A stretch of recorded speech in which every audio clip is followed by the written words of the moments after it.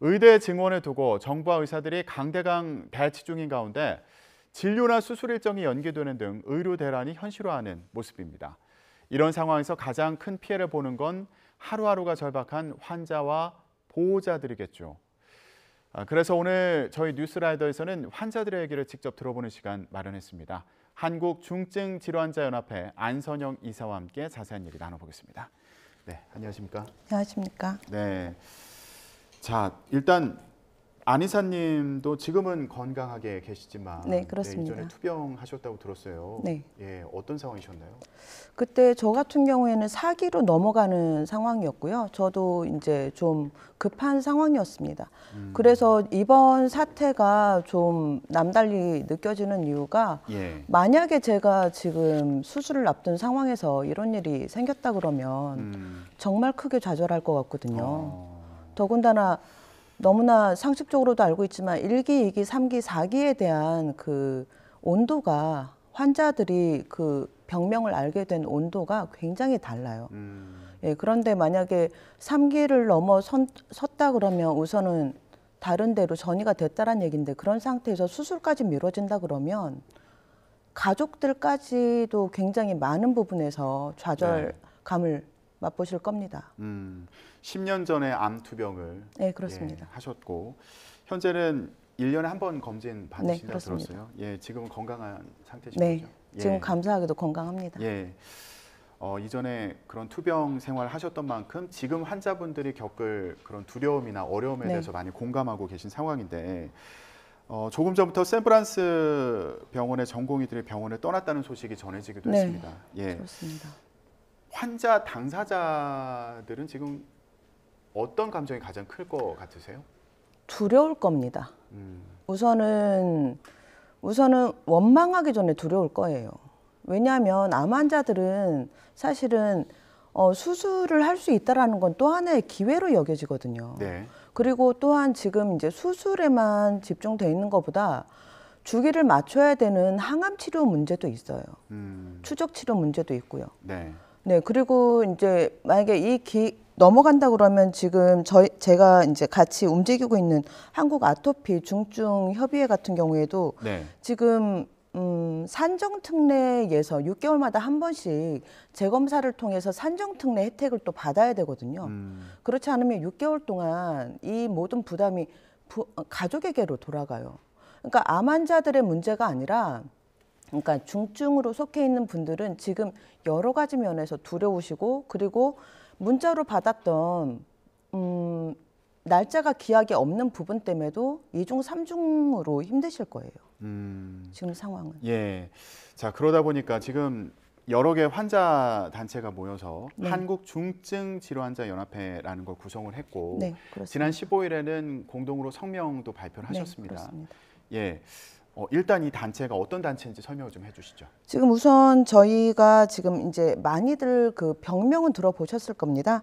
저희가 이제 한국 다발 골수종 그 환우회가 있고요. 그리고 루게릭 연맹이 있고요. 그리고 암환자 권익 협의회가 있고 그리고 아까 말씀드린 아토피 중증 연합회가 있고요. 그리고 폐섬유종 관련해서 이제 저희 환우회 그리고 췌장암 환우회가 있습니다. 이제 그 명칭으로 보시면 전부 다 중증이고 굉장히 오랫동안 치료받아야 되는 그 대상들이세요. 환자들이세요. 그리고 그 환자들의 가족들이시고. 그래서 이번에 이제 사실 이런 의료의 문제가 의사들의 문제가 의협의 문제가 이번이 처음이 아니시잖아요.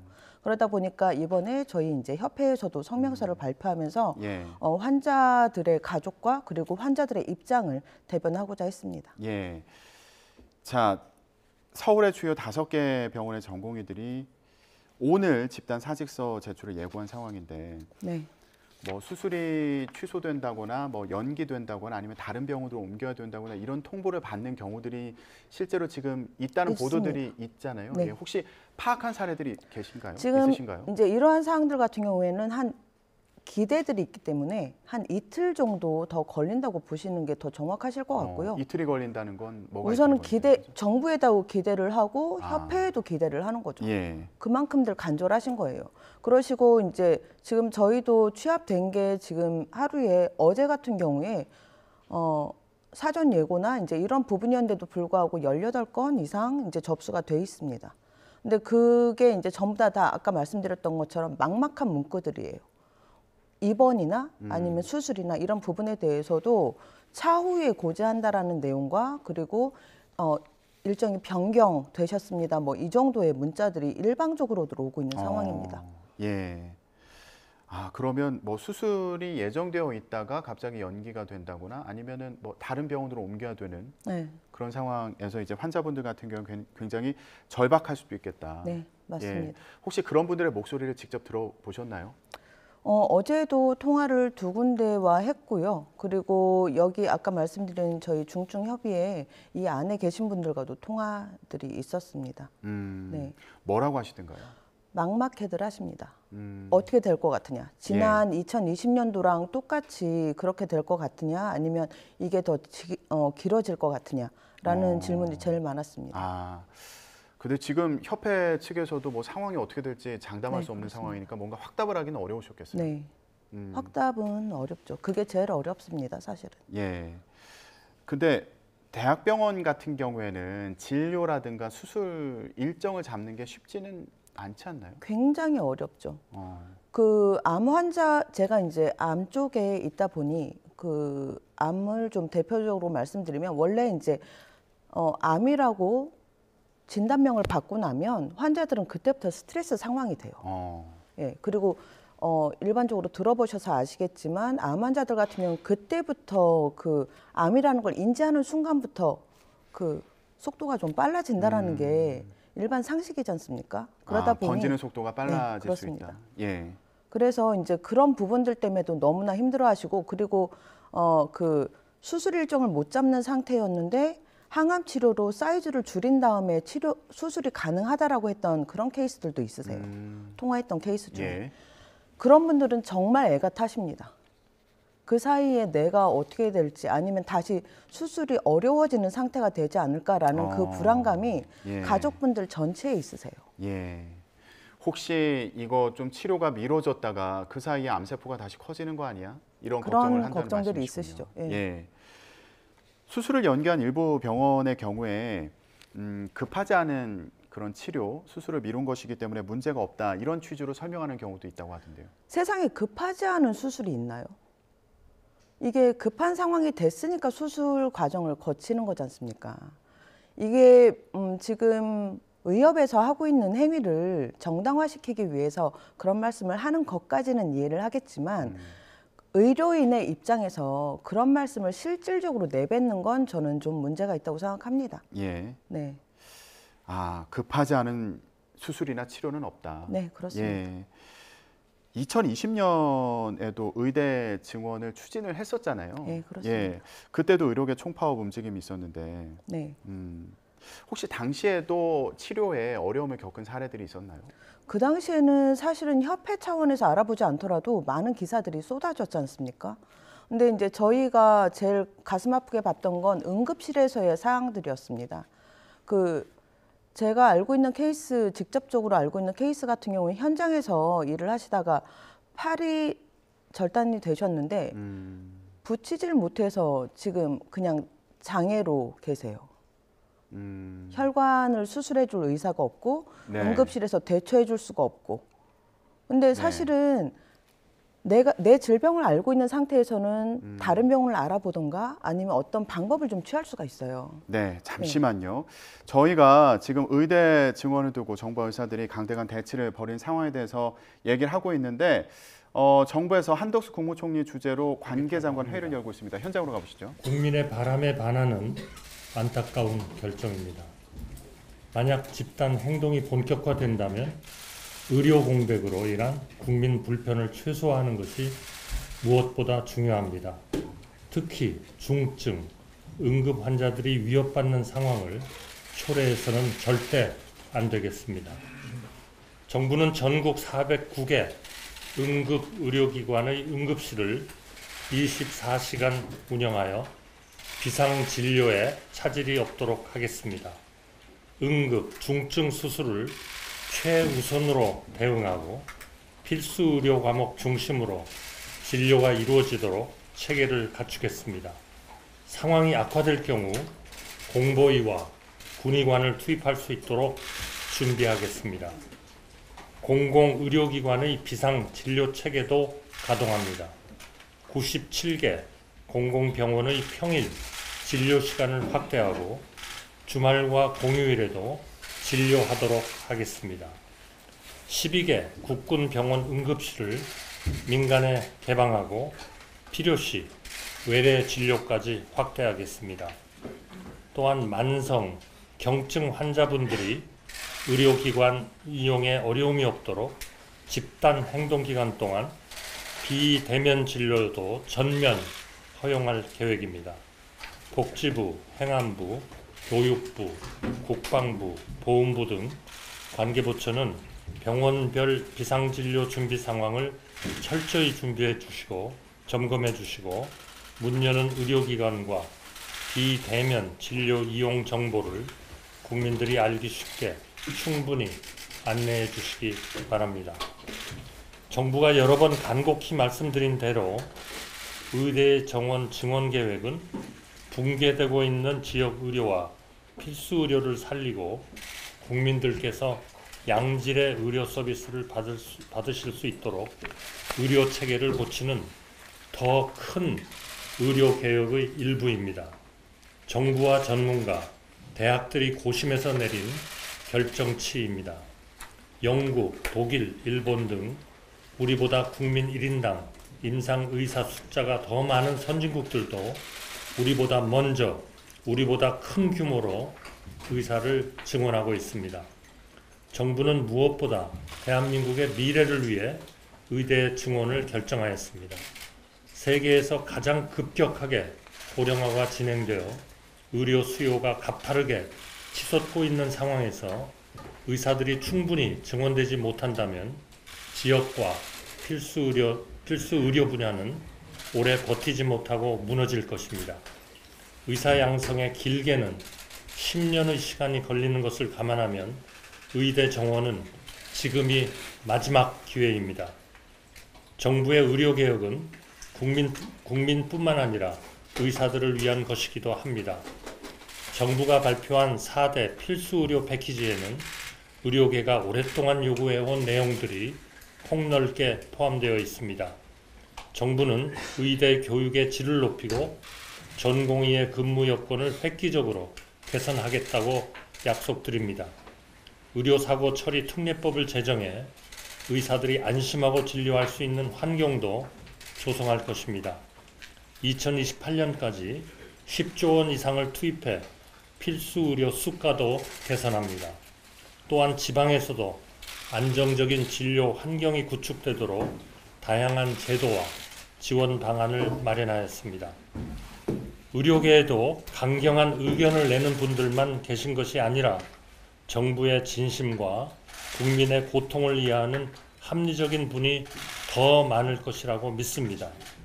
의사단체가 지금이라도 집단 행동계획을 철회하고 국민과 의사 모두를 위한 정부의 의료개혁에 동참해 주신다면 더 빠르고 더 확실하게 의료개혁을 달성할 수 있을 것입니다. 국민 여러분, 그리고 의사 여러분, 정부는 언제나 대화에 열려 있습니다. 더 좋은 대안은 언제든 수용하겠습니다. 국민들이 걱정하시는 일이 없도록 최선을 다해 준비하겠습니다. 감사합니다. 한덕수 국무총리는 전국 409개 응급의료기관의 응급실을 24시간 운영해서 대응하겠다고 얘기했고요. 그리고 응급, 중증 수술을 최우선적으로 대응하고 상황이 악화하면 군의관을 투입하겠다 이렇게 얘기했습니다. 이와 함께 국군병원 응급실을 민간에 개방하고 필요시에는 외래 진료까지 확대하겠다고 밝혔습니다. 또 집단행동기간에는 비대면 진료를 전면 허용하는 방안에 대해서도 언급했습니다. 자, 정부 측의 입장을 들어봤는데 여러 가지 이제 대안을 얘기를 했습니다. 좀 어떻게 들으셨나요? 만족은 될 수 없다고 봅니다. 왜냐하면 진료라는 게 오늘 처음 본 사람한테 제가 오픈 수술을 해달라고 하는 게 아니지 않습니까? 네. 그동안에 내 상태를 살펴봤던 사람한테 믿고 수술대에 올라가는 과정들이 있지 않습니까? 그러니까 뭐 일반 진료나 그런 부분들은 가능하다고 생각을 합니다. 예. 그런데 어떤 교류, 그러니까 내가 믿을 수 있는 환경이 구성돼야 되는 만약에 좀 위험한 환자분들 같은 경우에는 그래도 좀 미온적일 거라고 생각이 들 거라 봅니다. 예, 일단 정부에서는 응급 환자들에 대해서 어떻게 대응할지 이런 부분에 대해서 조금 집중을 한 것으로 보이는데 기존에 뭐 중증 환자들 같은 경우에는 꾸준히 치료를 받아온, 진료를 받아온 의사 선생님들이 있을 텐데 그분들에게 진료와 치료를 받지 못하는 부분에 대해서 좀 걱정을 하시는 불안해하실 거예요. 그리고 한 가지 좀 이제 어떤 결정을 내린 거는 좋지만 사실은 이게 저희가 2000년도부터 계속 의협과는 여러 가지 일들이 있었지 않습니까? 그리고 의사들의 증언을 계속 요구는 해왔었어요. 그리고 2020년도를 기억해봐도 지금 같은 상황으로 치달았었습니다.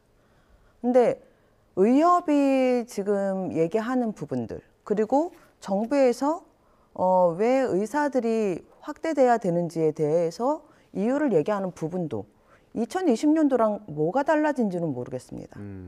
정부는 그동안의 경험에 의한 데이터가 있을 거고요. 예. 그러면 그 데이터를 기반으로 해서 저희 같은 작은 협회들도 본격적으로 시작되고 이틀 정도 뒤에 큰 문제들이 이제 우려되는 문제들이 계속 나올 거라고 짐작할 수 있거든요. 예. 근데 정부에서 그동안에 이런 과정들을 처음 겪는 게 아닌데 이런 식으로밖에 긴급 대처하는 방식으로밖에 가지 못한다라는 건 저는 좀 국민들만 피해를 보고 있다라고 생각을 합니다. 예. 의협의 태도도 사실은 2020년도 그리고 2000년도 그때부터 지금까지 변하지 않았어요. 어떤 본인들, 그러니까 의협에 조금이라도 문제가 될 것 같으면 그냥 우선 선배들 지원받아서 교수님들이 현장 나와서 진료하면서 전문의들이 빠져나가는 그런 형태를 취하면서 계속 애로가 있다는, 그리고 그 안에서 중증 환자들은 말라 죽어가고 힘들어 죽어가고 괴로워 죽어갑니다. 그거를 지금 정부에서는 몇 번을 봤어요. 김대중 대통령, 그리고 노무현 대통령 때, 그리고 박근혜 대통령 때, 그리고 문재인 대통령 때. 그때를 봤으면 복귀되는 게 없을까요? 이거를 긴급조치라고 발표한다라는 건 제가 그 환자들의 가족 입장에서 본다 그러면 몰랐냐고 묻고 싶어요. 그렇기 때문에 저는 의사들도 제가 환자 입장에서 의사들도 잘못을 했지만 정부의 대처도 너무 미온적이다라고 생각하는 게 제 입장입니다. 저희 협회 입장입니다. 미온적이라는 말씀은 사실 의대 증원 같은 경우에는 이전부터 요구가 있었고 그렇습니다. 그리고 정부에서도 꾸준히 추진해온 그 정책인데 이런 충돌 상황을 예견하지 못한 거냐, 다른 방식으로 추진할 수는 없었냐, 더군다나 갈등을 최소화하는 방식으로 추진할 수는 없었냐. 이 갈등은 2020년도에 이미 전 정부와 협의가 된 사항들이에요. 앞으로 협상 테이블에서 이 부분들에 대해서 논의를 하겠다. 근데 맨 마지막에 그 구절이 있었죠.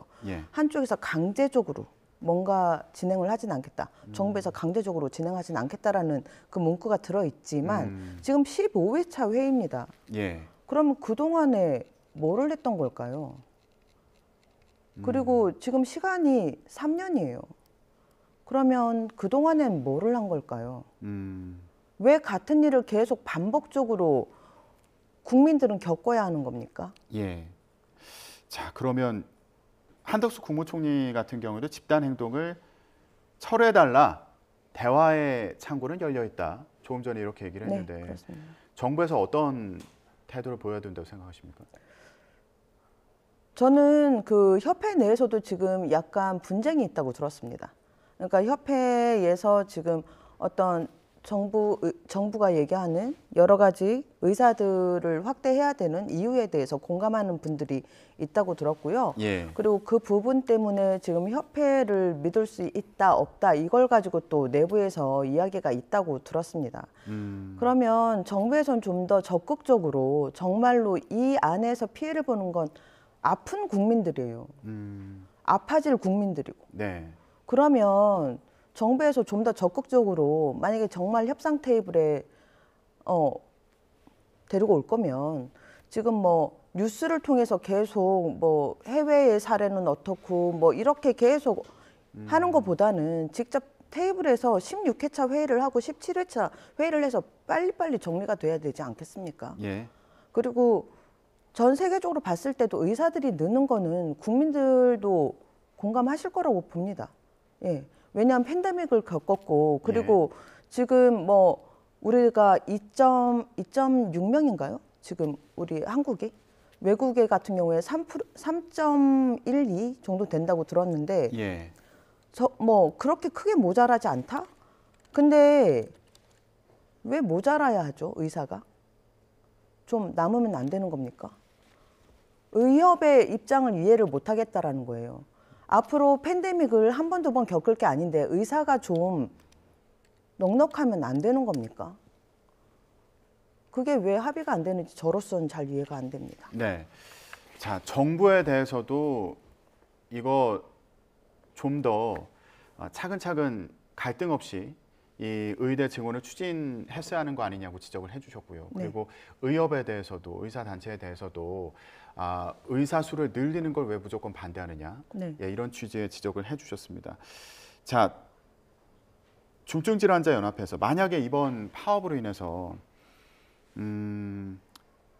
만약에 환자들의 생명에 뭐 지장이 생기는 경우가 있다면 반드시 책임을 묻겠다 이렇게 경고를 하셨습니다. 어떤 대응 방안을 생각하고 계신가요? 지금 2020년도를 본다 그러면 그 당시에도 환자들 입장에서는 의료 파업 때문에 사망한 게 맞지만 의사들 입장에서는 수술이 늦어져서가 아니라고 얘기했던 케이스들이 좀 있습니다. 그리고 소송 중에 있는 사건도 있습니다. 예. 그런데 이번에도 아마도 이런 방식으로 간다 그러면 정말 환자들께서 생명을 걸고 잘못된 경우들이 발생할 거라고 생각합니다. 응급실이든 아니면 저희 같은 중증 질환자들 사이에서든. 이제 그렇게 된다 그러면 그때는 지금 뭐 법적인 그런 이야기들이 지금 한 군데서만 나오고 있지만 이번에는 살 확률을 걸고 수술 대기 상태에서 만약에 문제가 발생한다 그러면 저희 협회 차원에서도 정확하게 예. 책임을 찾도록 예. 할 겁니다. 예. 자, 앞서서 정부 측과 그리고 의협 측에게 모두 메시지를 내셨는데 전공의들 같은 경우에 이제 오늘부터 바로 네. 현장을 떠나는 경우들이 생기잖아요. 네. 이분들께 또 하고 싶은 말씀이 있으실까요? 우선은 저는 의학 쪽에는 전공이 아닙니다. 근데 이거 관련해서 제가 하나 봤던 게 히포크라테스 선서라는 거예요. 거기에 세 번째를 보니까 내 환자를 놓치지 말라고 되어 있어요. 물론 그 안에는 뭐 나와 같은 직업을 가진 사람들을 뭐 형제처럼 대하겠다, 뭐 선배에 대한 예우 뭐 이런 것도 나오지만 생명입니다. 생명이에요. 우리나라에서 의사를 부를 때 두 가지 호칭으로 부르죠. 의사라고도 부르지만 의사 선생님이라고도 부릅니다. 내 목숨을 이분한테 맡겼기 때문에 선생님이란 단어들을 썼던 거예요. 근데 그 가치를 모른다 그러면 생명의 무게를 어떻게 아는 거겠습니까? 저는 조금 더 근본적인 고민들을 해주셨으면 감사하겠습니다. 의사들의 정원은 앓고 있는 환자들과는 상관이 없어요. 환자들 입장에서는 좀 더 넓게, 좀 더 멀리 가지 않고 내 주변에서 안정적으로 치료받고 싶습니다. 네. 내가 암에 걸렸다라는 거, 1기라는 거 알면서도 서울까지 쫓아가야 되고 이런 거 원자력 병원에 예약하느라고 아는 사람 아름아름 알아보고 이 과정 거치지 않고요.